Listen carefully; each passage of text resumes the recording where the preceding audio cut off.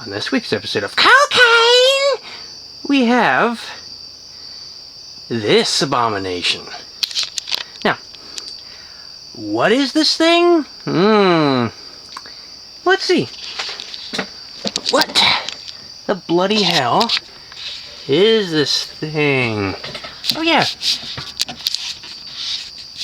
That's what this thing is. Spring wind.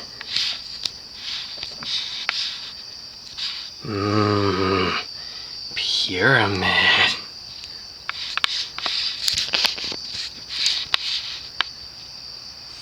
Flat on the top.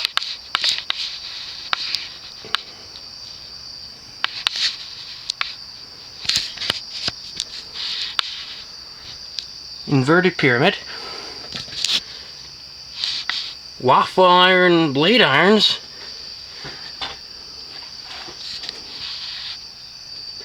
Yeah. Clear blades. Bit interesting. Let's have it back how it should be sitting.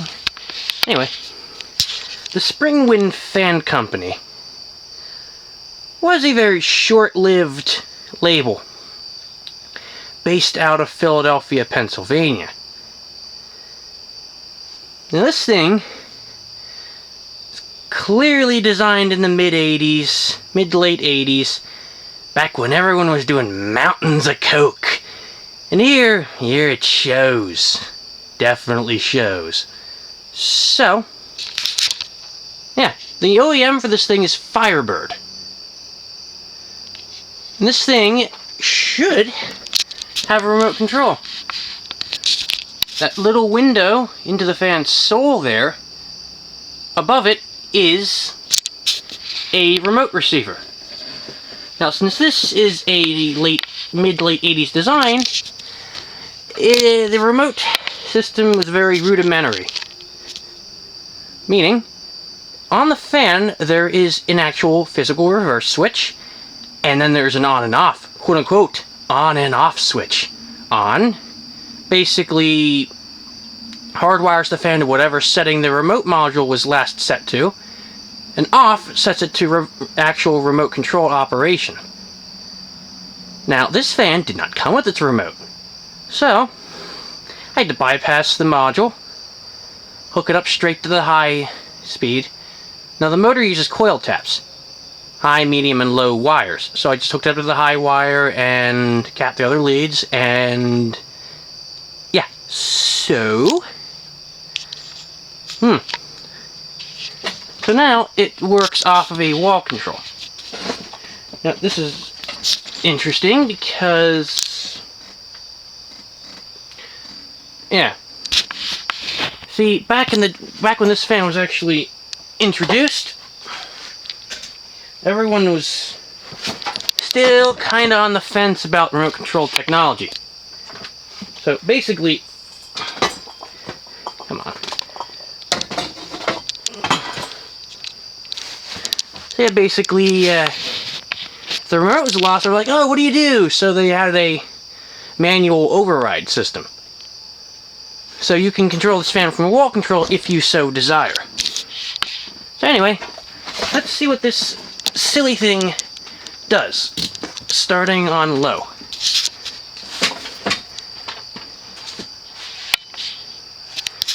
For the purpose of testing, I'm using it with a Newtone 4-speed wall control. And the low speed is decent.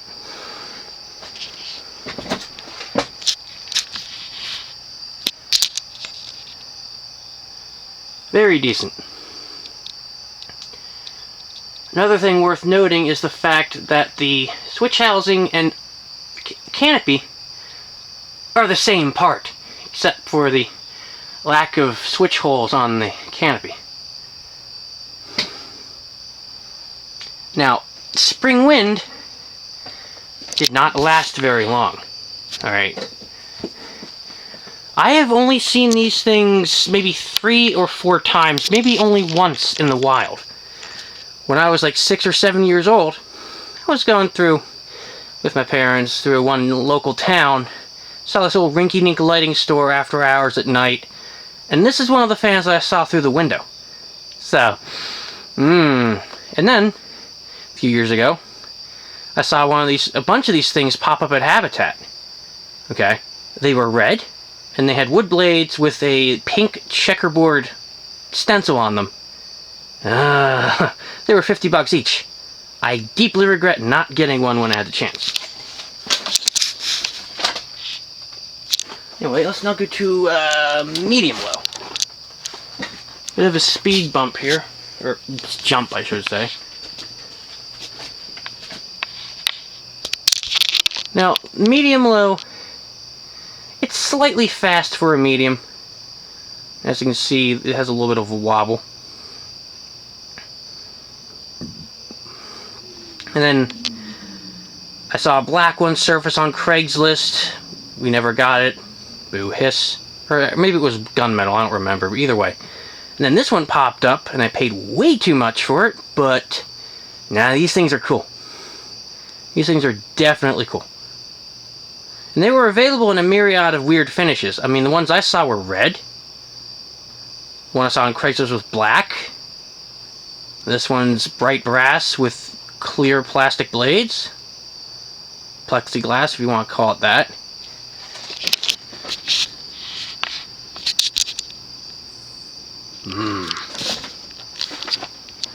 Now let's go to medium high.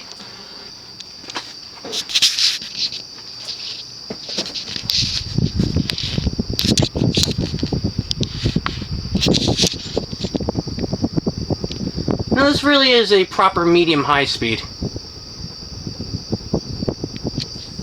Like, it's fast enough to move some good air, but not quite to high speed yet. And by the way, the blades have a 14.5 degree blade pitch. So they have some pitch to them. Anyway. Pitchy. Let's go straight to high now. And I would say this fan does about 180, maybe 185 on high. I think if it had wood blades, it would do 220 per the actual motor label. But the plastic blades weigh a lot, so they probably slow it down a bit.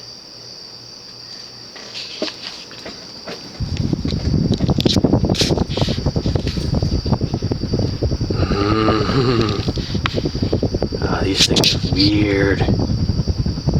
So weird.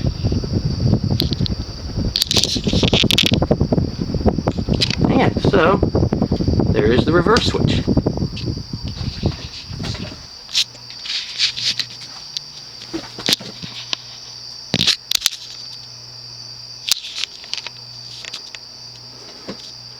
The bearings in the fan are a little loud. And this fan was well used. Yeah. So when I knew, it was like, oh, this fan looks weak, because it only has an amp rating of 0.65. Doesn't seem very weak to me now, does it? So.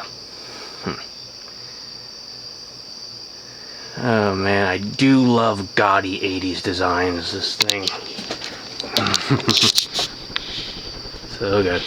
So anyway, now, this right here is the quote-unquote on-off switch. If you turn it off, it will go to remote operation, but in this case, it just turns it off. The switch is really just a three-way switch. And now we coast.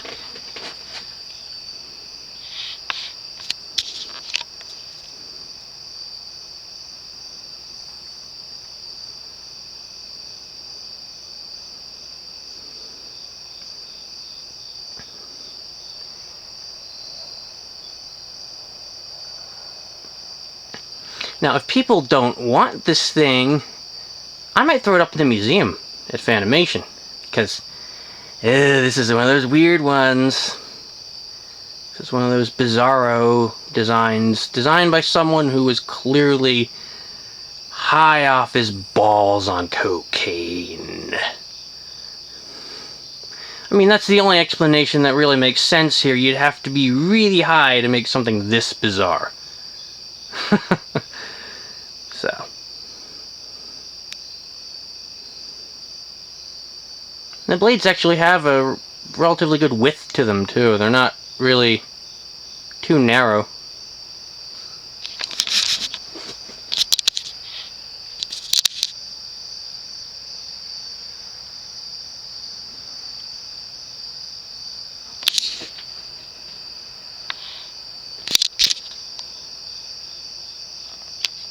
And there you have it, a product of the Spring Wind Fan Company. OEM, again, Firebird.